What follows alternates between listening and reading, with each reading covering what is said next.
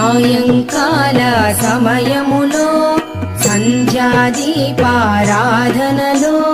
వచ్చును తల్లి మహాలక్ష్మి, వచ్చును తల్లి వరలక్ష్మి.